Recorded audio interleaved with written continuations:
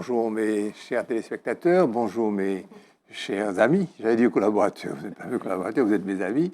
Nous nous approchons tout doucement de Noël. Vous avez senti la grâce qui commence à descendre un petit peu dans les âmes et dans les esprits et sur les cœurs. Bonjour Daniel. Bonjour. Comment s'est passé ce séjour à l'extérieur du pays? Oh, très bien, ça, vraiment. Et je suis ravie de vous retrouver. Il faisait un peu froid quand même. Très froid. Daniel? Bonjour Gérard, ravi de retrouver ma voisine. Frédéric? Tu nous as manqué, Daniel. Bonjour Gérard, bonjour à tous. Christian? Permets-moi deux choses. La première, c'est de féliciter toutes les municipalités qui décorent les ronds-points, parce que nous avons proposé ça ici. Et j'ai vu que c'est de plus en plus suivi. Je pense à Ducos, je pense à Rivière-Salée, Chelcher, enfin bref, beaucoup. Et puis, je suis aussi très content parce que cette semaine, notre audience va remonter, puisque Daniel est là. C'est tellement évident. Vidéo. Pour surmonter les critiques, déjà, j'évite de passer un maximum de temps sur les réseaux sociaux et ça ne me touche pas parce que je me suis blindée, parce que je sais que on ne peut pas plaire à tout le monde et parce que je sais que il y aura toujours quelqu'un pour ne pas être du même avis que tout le monde et je l'accepte complètement. Je ne sais pas si c'est la maturité qui me fait prendre du recul sur la vie, mais j'ai pas forcément d'attache particulière face à des critiques et surtout quand on est exposé, on ne peut pas réellement connaître une personne derrière son téléphone ou sur Internet. Donc, je n'en fais pas une affaire personnelle et dans tous les cas, j'ai conscience que je ne peux pas plaire à tout le monde. Parce que plaire à tout le monde, c'est plaire à n'importe qui, c'est ce qu'on dit. Ça veut dire que c'est comme ça qu'il faut que nous traitions l'actualité, ce détachement, cette fluidité, ce calme olympien. Oui, la maturité, comme elle dit, je pense que ça a En tout joué cas, beaucoup. félicitations à elle. Absolument. Oui. Bravo, un grand Non, bravo. on aura l'occasion de revenir.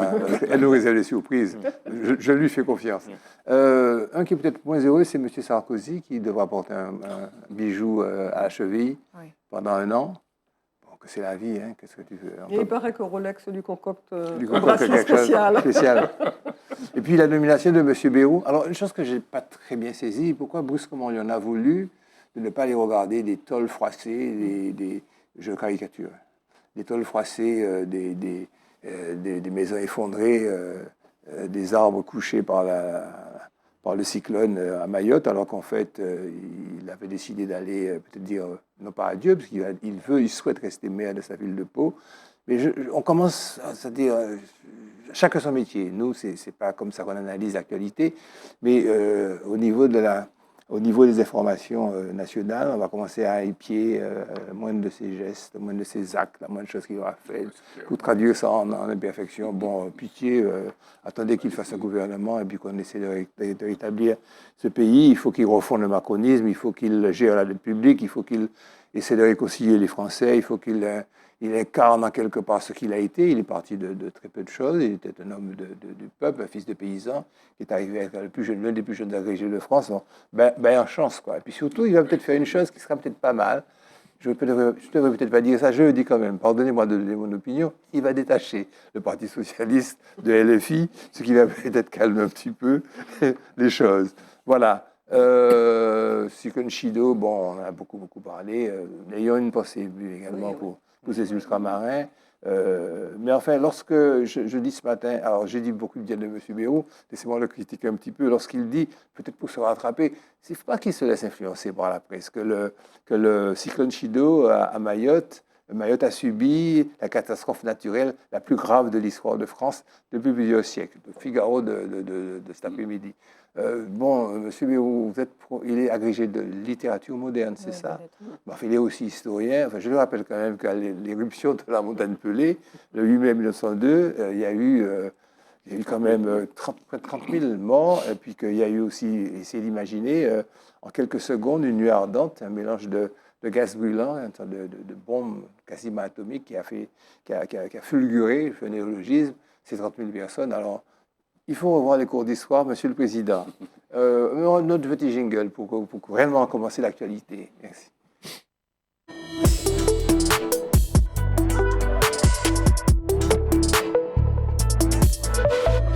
Comme je l'ai déjà déjà beaucoup parlé. Je passe la parole à Emmanuel pour qu'il nous parle du Mercosur. Mercosur, on en C'est parle plus joli. beaucoup à l'occasion de l'accord qui a été signé récemment entre le Mercosur et l'Europe. Alors le Mercosur, qu'est-ce que c'est déjà en soi? C'est une alliance politique et économique des pays d'Amérique latine et d'Amérique du Sud. Ça a été créé en 91 par l'Argentine, le Brésil, le Paraguay, l'Uruguay.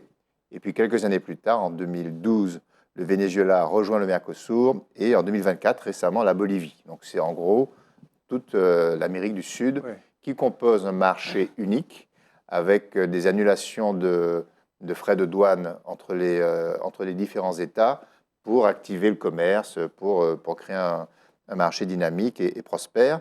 Et donc, une volonté de peser sur le monde à travers cet accord, cette alliance économique. Alors, qu'est-ce qu'on peut dire dessus? Ce sont des pays relativement pauvres quand même en dehors du Brésil, puisque la totalité de ce grand espace représente à peu près 2,9% du PIB mondial. Donc, c'est important, mais ce n'est pas non plus un poids majeur. Et la volonté du Mercosur, c'est de fonctionner avec une règle d'unanimité dans les décisions. C'est-à-dire quand on signe un accord, c'est un accord qui doit engager la totalité des États vis-à-vis des États extérieurs.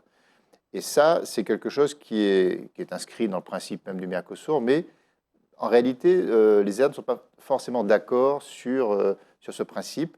Et il y a déjà des tiraillements au sein même du Mercosur, parce que certains États veulent négocier par eux-mêmes des accords bilatéraux et puis sortir quelques productions des contraintes du Mercosur également. Le sucre, en l'occurrence, est un des enjeux dans ces pays-là. Et donc, il y a une espèce de fausse unanimité qui fait que cette alliance n'est pas si solide que ça.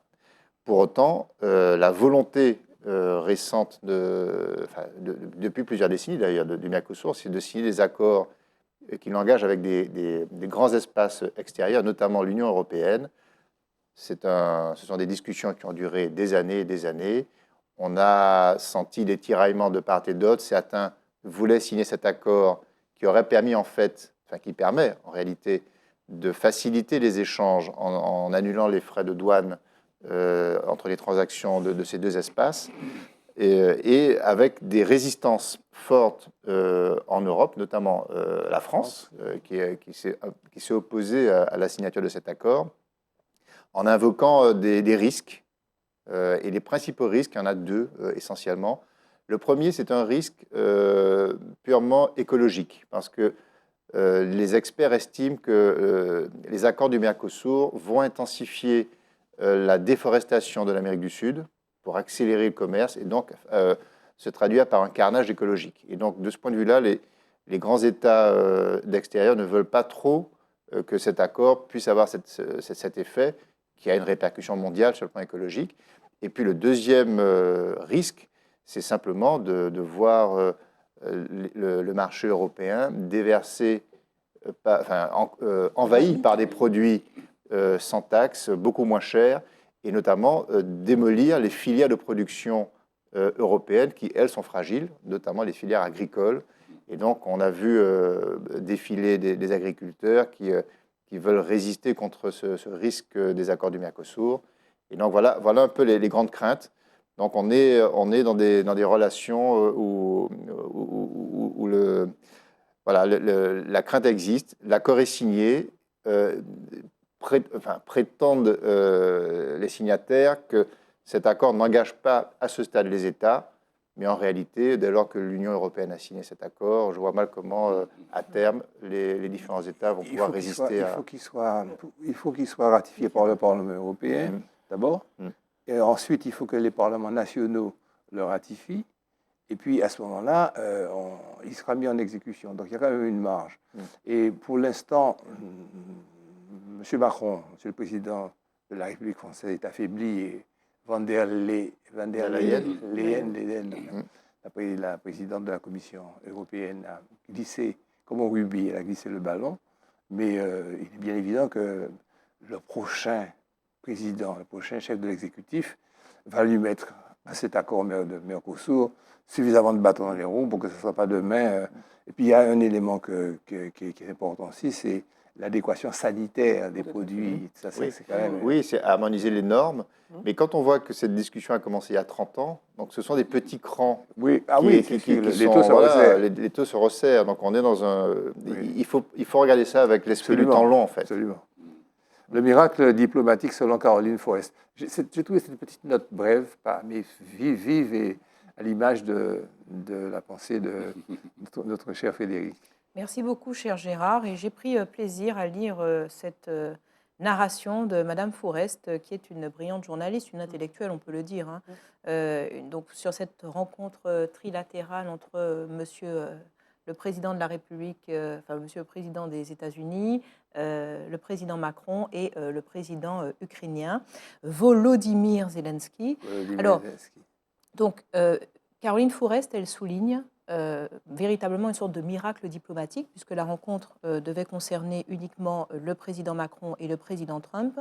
Et finalement, M. Macron a effectué une sorte de triangulaire avec le président ukrainien. Et vous n'êtes pas sans savoir que l'Ukraine Gate a considérablement, le cas de l'Ukraine, a considérablement entaché les rapports diplomatiques entre Donald Trump et Zelensky, puisqu'il y a eu un véritable chantage politique en 2019 qui a été exercé par Donald Trump à l'égard du président ukrainien.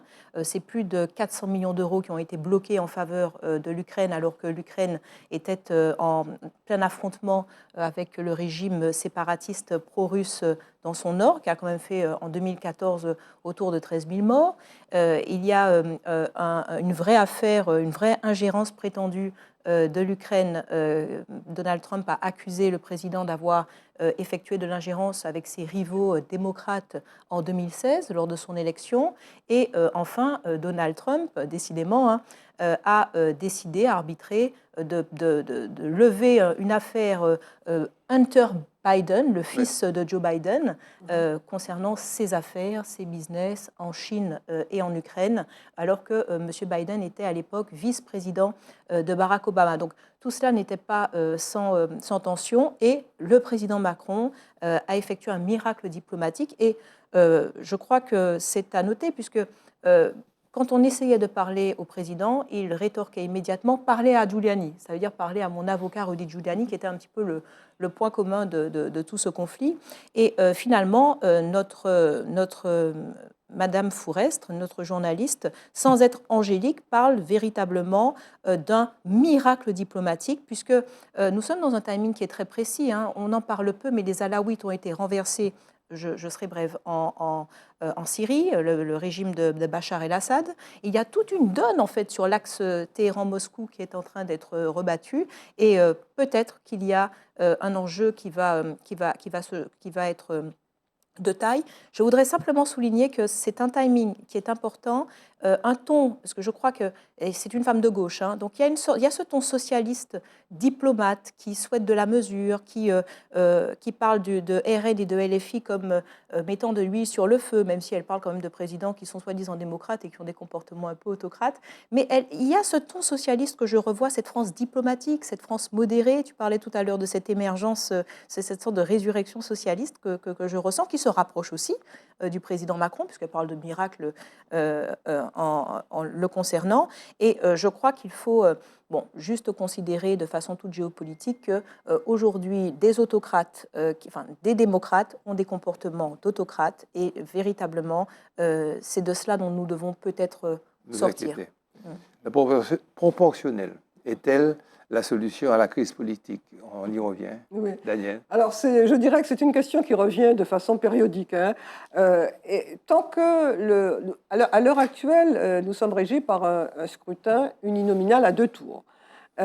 Et c'est un système qui a favorisé des majorités absolues.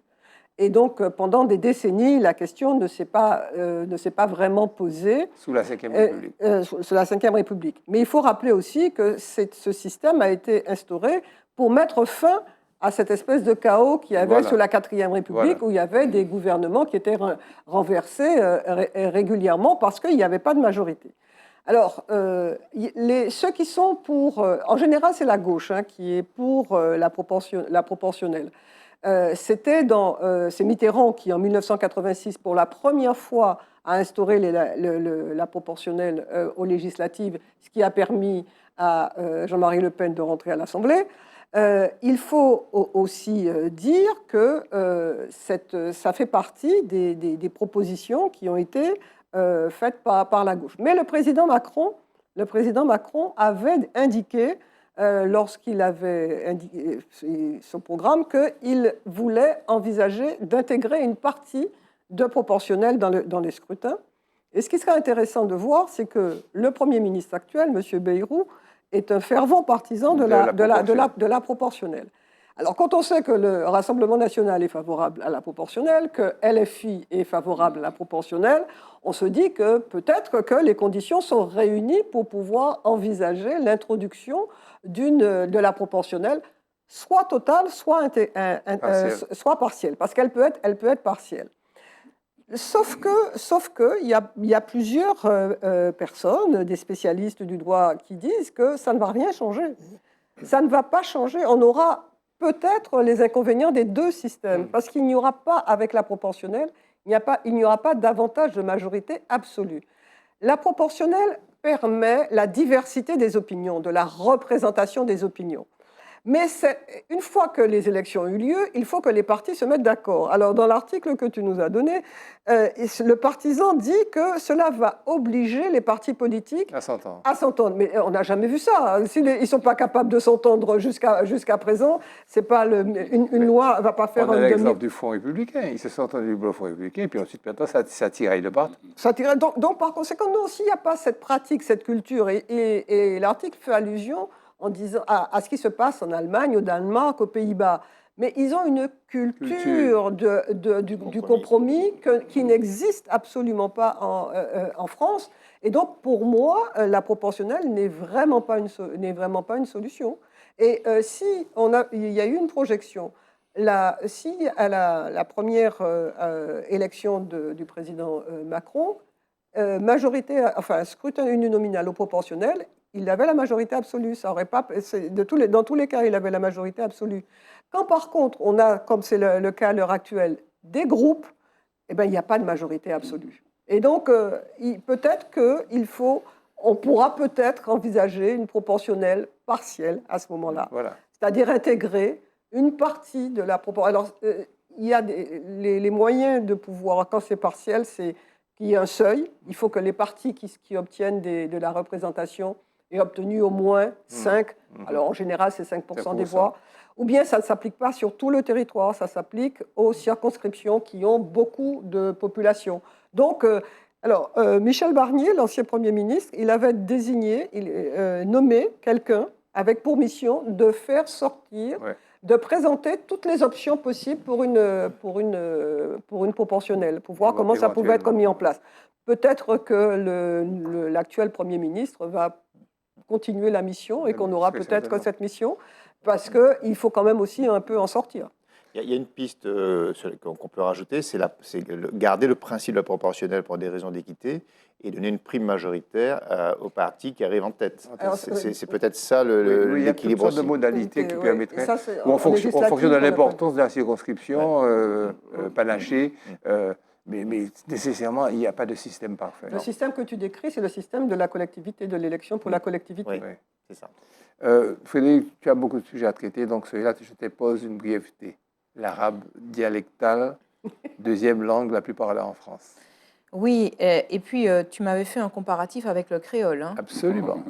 Absolument. Donc, du coup, parler de finalement, juste pour être un peu factuel, l'arabe dialectal, en nombre de locuteurs, on est autour de 3-4 millions. On pour le parle de créole France, martiniquais, on est alors moi je parle du... D'accord, 90%. Oui, tout à fait, 90% de la population martiniquaise. Le statut légal de l'arabe dialectal, c'est une langue non officielle. Le statut dialectal, j'entends. Hein. Le créole martiniquais est une langue régionale. En impact et en enseignement, on est sur une langue arabe qui est limitée et controversée dans l'éducation nationale. En créole, c'est une langue en expansion avec quand même 174 classes bilingues. Et enfin, en termes de reconnaissance culturelle, l'arabe dialectal est un sujet de débat qui est très politisé, alors que nous, on peut parler d'une valorisation dans le cadre identitaire local, même si en mai 2023, une décision reconnaissant officiellement le créole aux côtés du français, souvenez-vous, a été annulée en 2024 par le tribunal administratif qui a invoqué la Constitution française et malgré cela, notre créole conserve son statut de langue régionale. Alors, nous avons introduit tout à l'heure les débats informels en parlant des expressions créoles un petit peu, enfin, inconnues, en tout cas en bec. Emmanuel m'a parlé de en bec. Oui, l'ampoule. Vous savez ce que c'est? Donc, vous savez ce que c'est, oui, une ampoule. Latin. Latin, vous fait ça? Est-ce que vous le saviez? Je te mets au défi. Je te mets au défi de faire cela. Au bijoule, à savoir Charmant, parfaitement. parfait. Bon, je plaisante un peu, mais on voit très bien. Je suis une conservatrice du créole, puisque on voit bien qu'une langue est vivante, et puis quand elle n'est pas enseignée dans son essence, dans son histoire, dans son patrimoine, elle est oubliée, et elle est aujourd'hui francisée. Mais je voudrais insister sur l'importance pour moi du créole. L'importance n'est pas que patrimoniale, elle est aussi que je n'ai jamais mieux appris et mieux aimé le français que quand j'ai lu Raphaël Confiant, Chamoiseau, Glissant, parce que des ponts émotionnels se font par la langue maternelle. C'est dans les bruissements de la langue maternelle, dans les bruissements des robes de la langue de nos origines françaises et créoles, hein, que l'on arrive à véritablement faire des ponts mentaux, psychologiques, ça a été prouvé. Et puis j'aimerais juste insister sur le fait que le créole fait un pont formidable. On parle souvent du créole et du français, mais de l'anglais et du créole. Parce que l'anglais et le créole sont extrêmement liés. La structuration, le créole est un enfant du français et de l'anglais. Et je crois que dans notre situation géographique caribéenne, dans notre culture et dans nos enjeux touristiques, il faut le dire. Et je vais vous donner des exemples. Moi tout, c'est me too, c'est moi aussi. Ou nous qu'ériver. Cette structuration est profondément anglophone. We will manage. Nous qu'ériver. Donc, je crois aussi qu'il faut utiliser le créole comme un impulseur, pas le mettre dos à dos, parce que nous sommes en Martinique, donc nous sommes en France et nous parlons peu anglais. Et ça, je crois que c'est une véritable lacune dans notre bassin et en général dans le monde entier. Et le créole peut être un puissant levier au-delà des débats fondés ou populistes, mais c'est un puissant levier efficace pour libérer nos jeunes et la langue anglaise est un outil de libération et le créole est un outil d'appropriation. Parfait, très bien traité, très synthétique. Christian, tu vas nous parler de...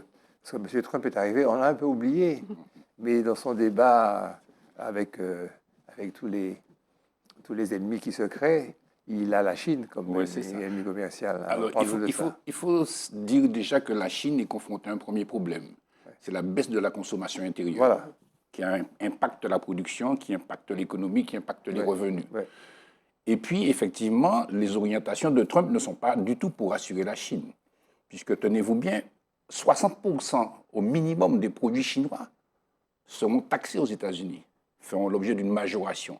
Donc, forcément, ça va baisser la capacité de la Chine d'exporter et d'avoir des ressources. On sait bien que depuis les 30-40 dernières années, la Chine produit beaucoup, la Chine exporte beaucoup, et si la machine se casse ou si elle est en panne, effectivement, il y aura des conséquences sur l'économie chinoise et sur la vie sociale chinoise. Oui, exactement. Donc, ce sont des préoccupations qui habitent forcément. Comment il s'appelle? Jinping. Tout à l'heure, on parlait de proportionnel, et je pensais à la proportionnelle en Chine, mais enfin, bon. On a oublié ça. Alors, plus préoccupant aujourd'hui, il y a effectivement l'attitude de Trump est qualifiée d'anti-économique par Xi Jinping, qui considère que finalement tout le monde perdra, quoi. Si la Chine perd, les États-Unis perdront, parce que si chacun se met effectivement à protéger ses marchés, ça aura des répercussions internationales. Mais plus grave, c'est le problème aujourd'hui de l'intelligence artificielle, parce que les États-Unis ont pris une avance extraordinaire avec une société qui s'appelle NVIDIA, qui fabrique des puces, qui édite des cartes graphiques, qui fait des innovations technologiques. Et semble-t-il que cette entreprise a pris une avance tellement grande que cette avance aussi met en péril, si vous voulez, les perspectives pour l'économie chinoise. Donc aujourd'hui, j'ai envie de dire le colosse au pied d'argile, parce que la Chine paraît extrêmement forte, extrêmement puissante, avec son milliard et quelques d'habitants, mais on voit que les mécanismes économiques peuvent avoir effectivement des incidences sur la vie sociale et sur Absolument. la pérennité de développement. Oui. Absolument. Oui. Daniel. La Chine a quand même un atout, c'est qu'elle est créancière Oui, des États-Unis. Eddie nous tout à fait. le dit assez souvent. Oui, Ouais. c'est ça. Et que, ouais. Donc C'est voilà. Et de plus en plus de la Caraïbe. Ah oui, oui. Vous savez qu'il y a un hôpital à Dominique ou à Saint-Lucie qui s'appelle l'hôpital de l'amitié chinoise. Je veux le faire quand même. Moi, je préfère l'hôpital Henri Zobda. Qu'est-ce que la mémoire transgénérationnelle? Allez, Emmanuel, vas-y. Voilà, Je te sujet, dis, j'en me délectant. sujet philosophique. La mémoire transgénérationnelle, c'est la transmission des traumatismes collectifs ou individuels d'une génération à l'autre sans qu'il y ait forcément de communication directe d'un individu à l'autre. Ouais. Donc c'est ce grand principe de transmission d'une génération à l'autre. Et on qualifie deux grandes familles de transmission. Il y a la mémoire qui se transmet sur des facteurs psychologiques. Donc, par exemple, on parle des transmissions de grands traumatismes qui viennent toucher la psychologie des générations. Alors, ça peut se faire au niveau des pays. La Martinique, par exemple, est un pays qui, psychologiquement, a reçu une mémoire de son passé et qui, aujourd'hui, agit sur les comportements d'aujourd'hui. C'est le professeur Aimé Charles Nicolas, on avait d'ailleurs beaucoup parlé, mais je vais y revenir. Ça, c'est un exemple. Il y a les héritages culturels et sociaux. Ça se voit souvent dans les familles. On ne sait pas trop pourquoi, parce qu'il n'y a pas eu forcément d'éducation, mais un peu naturellement, spontanément, on embarque des comportements d'une famille ou d'un groupe par héritage. Et ça, c'est sur un schéma psychologique. Et puis également des traumatismes familiaux cette fois-ci. Ça, c'est la grande famille de la transmission psychologique. Et puis le deuxième facteur, qui est controversé, mais qui est mesuré néanmoins, c'est les aspects biologiques. Et au cœur de ces aspects biologiques, il y a ce qu'on appelle l'épigénétique. L'épigénétique, c'est en gros, je reviens par exemple sur... En gros, c'est un choc qui touche une population, un pays, un groupe, une famille, est tellement violent qu'il pèse sur le système génétique des générations futures et laisse une trace que l'on retrouve dans les générations futures. Par exemple, et ça c'est Aimé Charles Nicolas l'avait très bien fait ressentir lors de son colloque qu'il avait fait, je crois, en 2018 ou 2019, je sais, j'ai plus la date exacte en tête, où il avait fait venir toute une série de scientifiques, dont une femme qui était spécialisée dans l'épigénétique, et qui avait démontré clairement que le choc de l'esclavage avait eu un impact sur le système génétique des Martiniquais, et qu'aujourd'hui, des comportements dans le travail, dans la relation aux autres, sont la répercussion biologique de ce grand choc de l'esclavage. Il y a un débat autour de cette affaire, notamment j'en ai parlé avec le professeur Romana, qui est généticien, donc qui est quand même expert dans ce domaine-là, qui lui conteste l'épigénétique. Lui dit, ça ne marche pas, le système génétique est quelque chose de trop solide, il faut des millénaires pour le faire varier d'un milligramme, donc lui il n'y croit pas. Bon, la vérité est sans doute entre les deux. Alors, je m'en étais ému auprès d'Aimé Charles Nicolas après avoir entendu Serge Romana, et lui, il a relativisé son propos en me disant c'est pas vraiment le système génétique qui est touché en profondeur, c'est une petite trace sur le système génétique, mais qui peut s'effacer très vite, qui peut s'effacer en quelques mois de thérapie. Et donc, on n'est pas dans quelque chose qui touche le génome. Et moi, j'aime bien cette vision-là parce que quand j'ai appris, quand je suis tombé sur le concept de l'épigénétique, je m'étais dit, mais quel déterminisme, quels que soient les efforts que l'on fait aujourd'hui, on ne pourra pas corriger les drames du passé. Et ça m'a mis dans un moment de désespérance. Et Aimé Charles Nicolas, avec sa grande intelligence, a dit, oui, je l'ai écrit, mais je te confirme que ça se soigne et qu'en quelques mois, on peut soigner. Donc, ne nous embarquons pas dans le pessimisme de l'épigénétique. Regardons-le pour ce qu'il est, en y mettant de la bonne distance.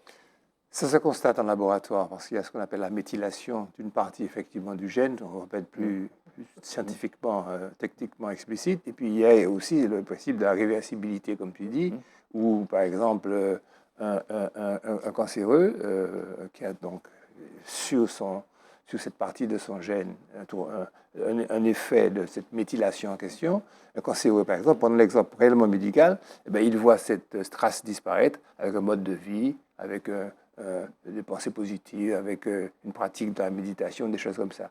Et puis aussi, il faut dire que celle qui était venue ici, dont j'oublie le nom, on avait fait une conférence à la mairie de Fort-de-France, à qui on avait demandé, mais pensez-vous que si on observe en laboratoire le gène des Antillais, le gène du béquet, parce que tout le monde a pris, entre guillemets, pris du fer, comme aurait dit avec ça, elle a expliqué que non, il y a beaucoup trop de temps qui s'est écoulé, qu'on ne peut pas constater avec certitude, effectivement, cet impact sur le gène. Mais il y a surtout comme pour la chlordécone qui peut disparaître de l'organisme avec un régime, avec un mode alimentaire différent, je le dis comme ça en passant, hein, sans vouloir encore attaquer personne, nous pouvons également, même au niveau génétique, même au niveau de traumatisme très, très fort, nous pouvons effacer ces traces. Il n'y a pas ce déterminisme, comme tu le disais, mais il y a une chose qui est sûre et certaine, c'est que l'éducation à la Martinique ne bouge pas d'un iota, s'il y a des progrès quand même. Je te laisse en parler. Ah, on est déjà arrivé à la culture. Ah oui, on va faire un petit jingle. Merci.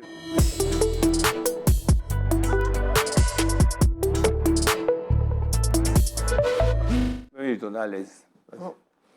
Oui, alors, c'est un article d'Édouard Glissant qui date de 1981, dans le numéro 1 d'Antilla, et qui parle de l'éducation. Et Édouard Glissant propose à ce moment-là de réaliser les états généraux de l'enseignement. Alors, nous sommes en 1981, et il dit que ce sont des états généraux qui devraient être ouverts à tous, aux enseignants, aux élèves, aux parents d'élèves, à la société civile. Et il dit ça en partant d'un constat.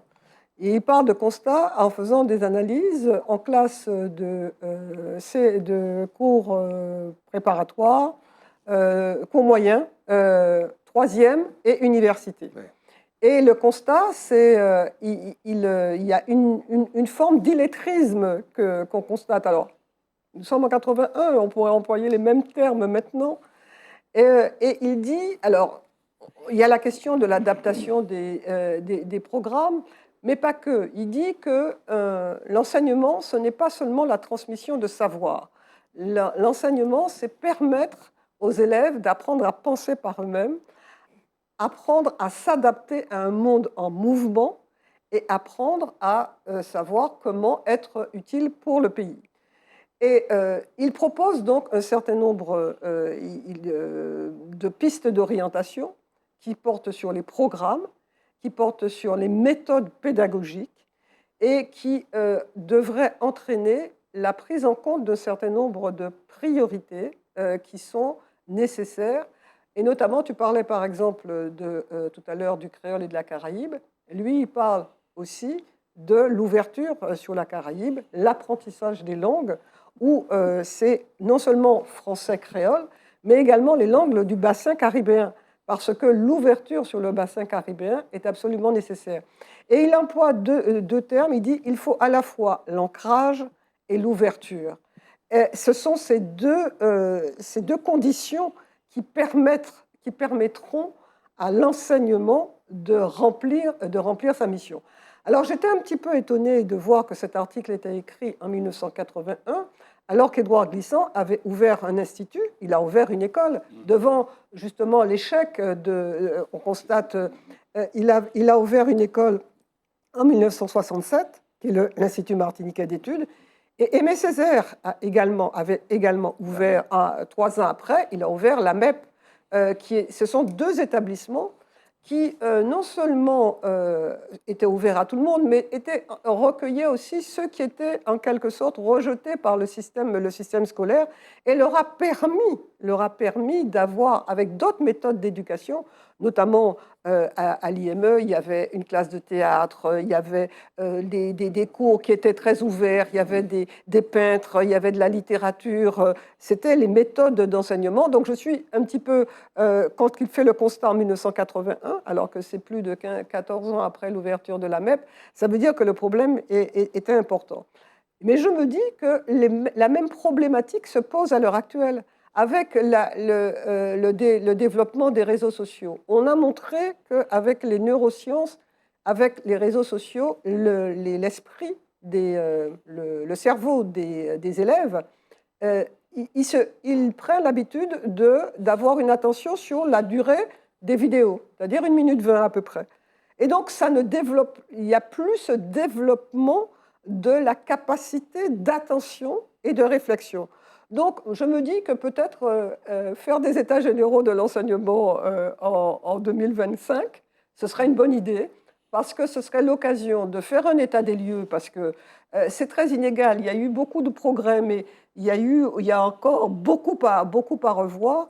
Et si l'on doit se poser dans une problématique qui n'est pas justement celle uniquement de la transmission de savoir, mais qui est celle de permettre de penser par soi-même en étant dans son environnement et ouvert au monde, je crois qu'il y a encore beaucoup à faire. Et donc le texte d'Édouard Glissant est très moderne, même s'il date de 1981. Absolument. Il y a une corrélation étroite entre le sujet de Frédéric et ce sujet. Et moi, j'hésite maintenant à attaquer le corps enseignant, parce qu'ils font, parce qu'ils font ce qu'ils peuvent. Comment se fait-il qu'il y ait ce travail-là et puis on n'est pas dessus, quoi? Enfin, je ne sais pas, moi. C'est pour ça que j'en parle, parce qu'il faut, s'il y a quelques enseignants qui nous écoutent, il faut qu'ils aillent encore plus loin. Il y a effectivement 174 classes, je crois, Oui, et puis il y a des efforts qui ont été significatifs. Depuis 2022, le nombre de classes bilingues a bondi de 5 à 174. C'est énorme, et ça touche près de 9090 élèves. Ce n'est pas rien. Oui, mais en même temps, c'est ça le paradoxe.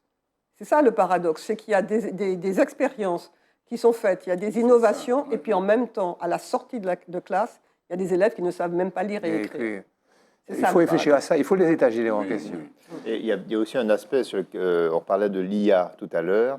Le monde est en train de muter en profondeur. On sait que les métiers des 20 prochaines années seront totalement nouveaux et que ceux pour lesquels on forme nos jeunes aujourd'hui n'existeront plus. Et je pense que ces états généraux devraient aussi avoir un volet prospectif pour imaginer vers quoi nous mène le monde et former nos jeunes en conséquence. Il parle d'ailleurs dans son article, tu fais bien de le dire, parce que dans l'article d'Édouard Glissant, il parle de la formation professionnelle. Je vais vous suggérer de parler très rapidement d'un sujet qui n'était pas prévu, c'est la publication sur le site d'Antilla aujourd'hui d'une longue interview de M. Bernard Ayotte. J'ai lu ça. La parole circule, Daniel. Oui, je pense que ça a le mérite de voir le parcours d'un homme qui est un chef d'entreprise, c'est-à-dire un créateur de richesse pour le pays, et en même temps de quelqu'un qui a une vision. C'est-à-dire que c'est un article qui me paraît plein de positivité. Ça nous donne un certain nombre de clés pour pouvoir nous approprier du développement et du devenir de notre pays. Et donc, vraiment, chapeau à Antilla. Merci. Emmanuel? Oui, alors il y a le fond et la forme. Sur la forme, je crois qu'il faut saluer Antilla parce que la parole de Bernard Ayotte est rare, trop rare à mon sens. C'est la première fois qu'il s'exprime en profondeur et en longueur sur sa vision de la Martinique, sur sa vision des perspectives du pays. Moi, j'ai trouvé cette interview passionnante. Et on en avait déjà un petit peu parlé ici, mais je suis toujours fasciné par des personnalités qui ont quand même un âge avancé, il n'est plus tout jeune, et qui continuent de parler au futur, continuent de montrer le chemin, là où on doit aller. Enfin, et il le fait avec beaucoup d'humilité, et j'ai trouvé ça plutôt enthousiasmant. Tu as lu déjà, Frédéric? Bien sûr. Elle te fait confiance. Alors, ce qui m'a marqué, et je ne vais pas me répéter ce que vous dites, c'est ce que je pense, c'est le camembert de chiffre d'affaires généré. On parle de plusieurs milliards d'euros dans le monde entier, et à 15% de chiffre d'affaires finalement généré en Martinique. Et finalement, il nous explique que ce sont ces 15%, mais c'est son patriotisme martiniquais qui fait qu'il reste et qui fait qu'il continue qu'il persévère sur le territoire. Et aujourd'hui, il s'inscrit au-delà du bassin caribéen et de toutes les confluences qu'il a permises. Il s'inscrit dans l'axe de la formation. Et je ne vous cache pas que c'est déjà un groupe avec lequel je collabore pour l'école Vatel, pour toutes les filières tourisme. Mais je me dis qu'en termes de formation, et je rejoins ce que tu dis, on a besoin de puissants mécénats financiers en Martinique pour sortir nos jeunes de certaines situations, pour les professionnaliser. Christian? Alors, évidemment, comme vous, je ne défends pas Bernard Ayotte, mais je dis ce qui est. Un jour, j'ai rencontré un homme que j'ai beaucoup aimé qui s'appelait Émile Desormeaux, Oui. qui était éditeur. Il a choisi, effectivement, le premier à avoir investi dans l'écriture martiniquaise. Et puis, de manière un peu surprenante, il me dit, mais on ne mesure pas la chance que nous avons d'avoir un homme comme Bernard Ayotte. Émile Desormeaux qui me dit ça. Alors, je suis stupéfait, puisque moi, un peu gaucho, ben, comme ça, tu vois, bon. Ouais. Non, mais c'est vrai. Et aujourd'hui, je le dis, alors évidemment, il y a toujours des gens qui vont critiquer. De quoi nous avons besoin? Nous avons besoin de Miss, nous avons besoin de sportifs, nous avons besoin de Wendy Renard, nous avons besoin aussi d'hommes d'affaires qui sont capables de donner le là. Vous comprenez, qui donnent l'esprit d'entreprise. Personne n'est parfait dans ce monde, voyez. Mais pour revenir à Émile Desormeaux, je n'ai pas perdu son point de vue, enfin en tout cas son expression. Nous avons la chance d'avoir un homme comme ça. Voilà. Moi, je dis que nous avons la chance de pouvoir continuer Antilla grâce à Philippe Pied qui a pu réaliser cette œuvre majeure. Jingle, musique.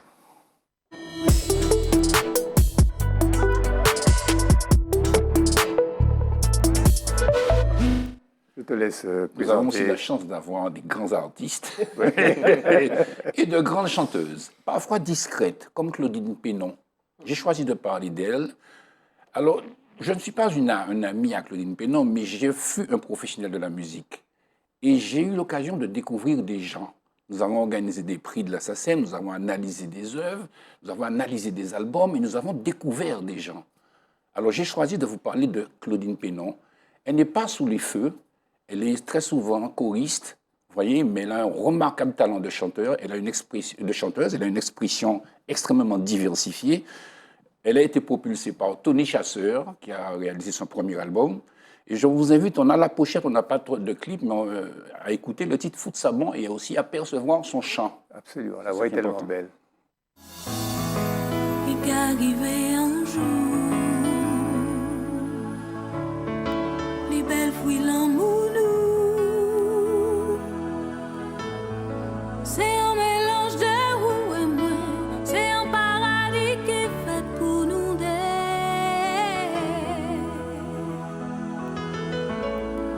Il n'y désire papaye, tes bouches là c'est maman. Ou qu'à sentir tes tchèques à patte, il a tout petit, tout fragile, tout ça on y a fait. C'est bail tout l'amour qu'on est dans Dieu. Tout savon, tu es l'amour nous. T'as mis dans tes bras nous doudou. Tout savon, tu es l'amour nous. Mort de tendresse, les caoutchoucs. Magnifique, hein? Vous avez aimé, Oui. on sent Ah oui. le timbre de voix. Alors, comme je vous disais, elle n'est pas devant de la scène, elle est choriste. Elle a fait des chœurs avec tout le monde. Avec Patrice Saint-Éloi, avec Malavra, avec Tony Chasseur, avec Jocelyne Bérois, avec Karimi, avec Tabou Combo. Elle est dans J'ai chanté Noël, elle fait des chœurs, mais elle est partout. C'est une professionnelle. Et je vais vous inviter à écouter un petit clin d'œil à Patrice Saint-Éloi pour la resituer dans l'histoire, puisque ça fait très longtemps qu'elle est sur les scènes. Un petit clin d'œil avec Patrice Saint-Éloi.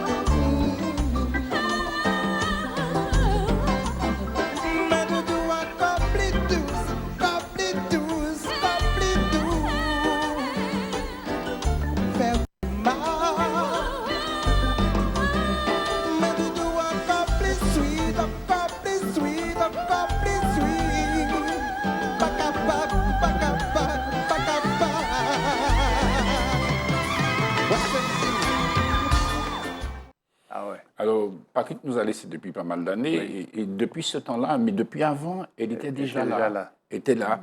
Alors, on va poursuivre tout en visionnant une autre vidéo avec Ralph Tamar, où on interprète le titre Faya Lobby, une merveilleuse composition. Faya Lobby. C'est tout ça qu'a trouvé pour dire. Moi, écoutez tout ça, oui, j'ai au moins jamais gesté. Si posé, moi, c'est cliché, ou si jamais plus de moi. C'est toujours même bagaille là. C'est moi qui peux pardonner. Ah, conduis-moi, c'est bon Dieu. Si vous voulez m'accepter. Ah, conduis-moi, c'est bon Dieu. Ou pas ouais, ou trop mauvais. Ou trop mauvais. En vérité.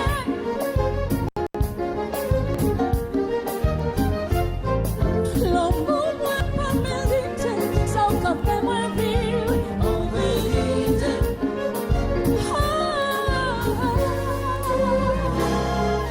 Mon souci au Faya Lobby. On a de quoi être fiers, hein, quand même. Ouais, Ah au oui, Zé- au Zénith, magnifique. au Au Zénith, Zénith, peut-être. quoi. C'est l'image de la Martinique qui s'exporte, qui valorise notre territoire. Donc ça, c'était avec Ralph. Alors là, on va continuer. Le CMT a organisé, il y a quelque temps, des trophées. Hein, c'était du temps. Il y avait Marjorie Bois, à qui je fais un petit clin d'œil. Et dans ce cadre, je vais vous faire écouter une composition de Marius Cultier, interprétée par Manuel Césaire et Claudine Pédon. Claudine Pénon.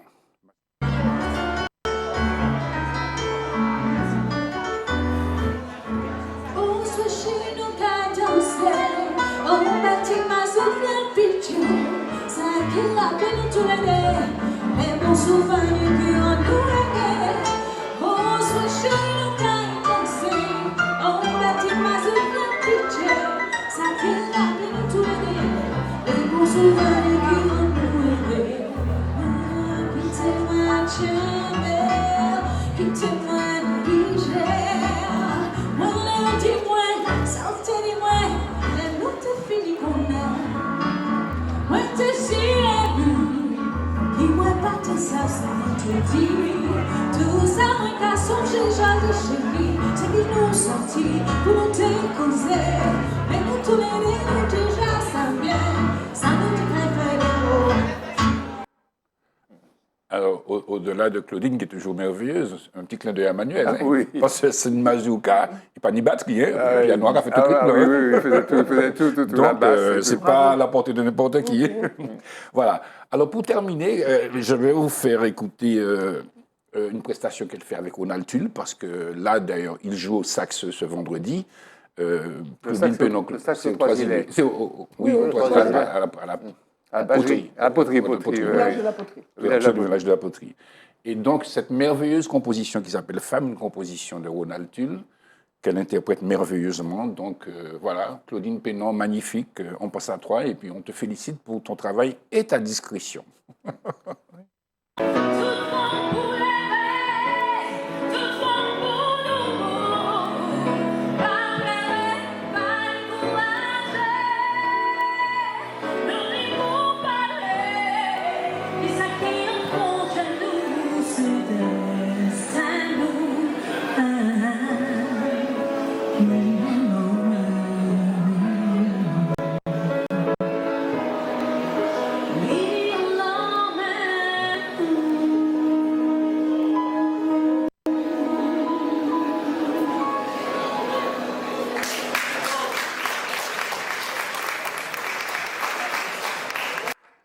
Voilà, Claudine Pénon. Vous savez qu'il nous reste encore 2 minutes. 2 minutes. Donc, c'est le temps de vous remercier beaucoup. Je pourrais dire juste avant que tu... Oui, il reste 2 minutes. Il reste 2 minutes. Tu pourras parler. Non, mais pour- non, tu vas avoir les 15 secondes. vas-y. Oui, saluer la Réunion, parce que le 20 décembre, la Réunion fête l'anniversaire de l'abolition de l'esclavage. Il y avait de quoi. Ça justifiait l'interruption du leader de cette émission que je suis. Je vous remercie. Je vous donne rendez-vous la semaine prochaine. On va essayer de clôturer cette année en beauté. On va essayer. Revisez bien vos fiches de travail, vos leçons. Faites comme d'habitude, soyez toujours les meilleurs. Et puis je remercie toute la panoplie des gens extraordinaires, des gens merveilleux qui constituent cette télévision. Zitata TV. J'ai failli dire Zitata, tu sais, bon. Mais Zitata TV, Mehdi, David, Flore, Yann Fidel, qui est notre master web. Puis Max, le grand Max. À la semaine prochaine.